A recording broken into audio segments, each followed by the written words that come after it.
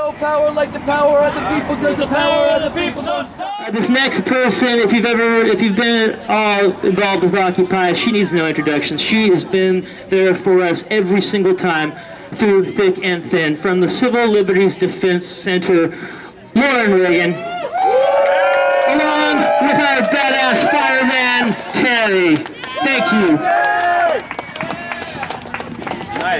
Okay. All right, I promise this is the last time you'll hear from me today.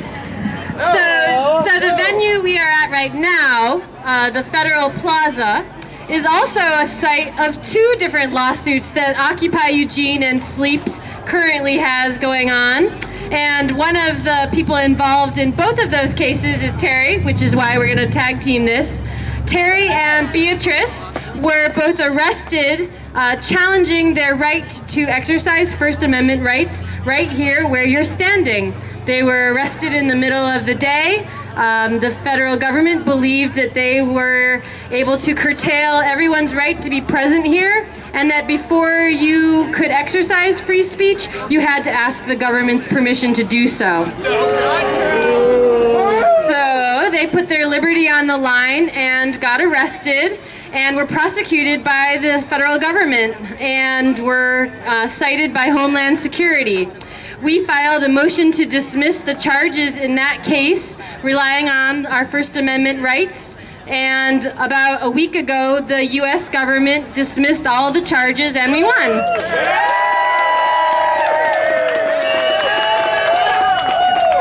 But to ensure that this never has to happen again, Beatrice and Terry and Occupy Eugene have also sued the government as plaintiffs in a federal lawsuit where we are going to make it so that they can never arrest anyone again for being here on this plaza, and so that citizens don't have to get permits in order to speak out against the government and exercise their First Amendment rights. And it looks like that case is going very well.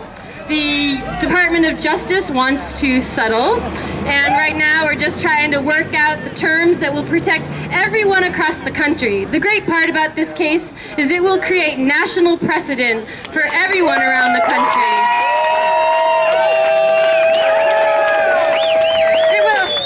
It will change the policies and permitting schemes for every federal building and every federal piece of property around the country. And so the work that Occupy activists have done right here in Eugene, there are so many amazing examples of what we've accomplished, and this is just one of many. So with that, I'm going to turn it over to Terry.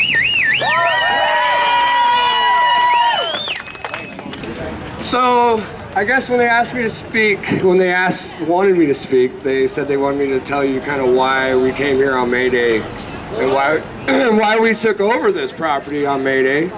And basically there was a few of us that were just out bouncing around and decided, you know, we're tired of taking the fight everywhere else when we know we should be taking it to the federal government. And so we came here to this property to do so, and then we started getting harassed, of course. Well, obviously we got a hold of Lauren and said, help! They're kind of scary sometimes.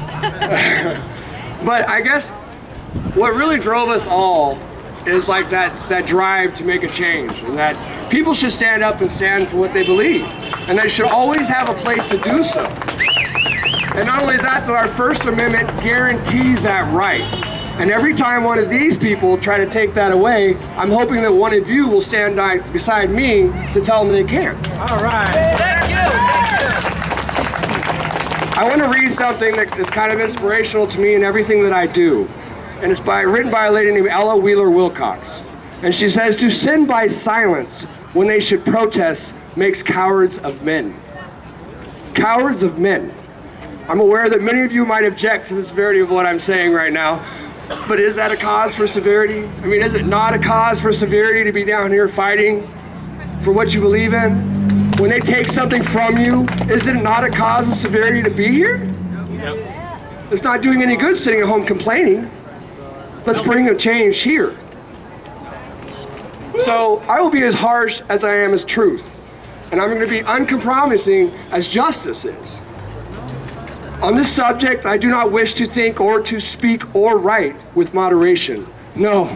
Tell a man whose house is on fire to give a moderate alarm.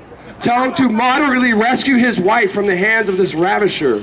Tell the mother to gradually extradite her babe from the fire into a cause like the present one we fight today. I am earnest, and I will not equivocate.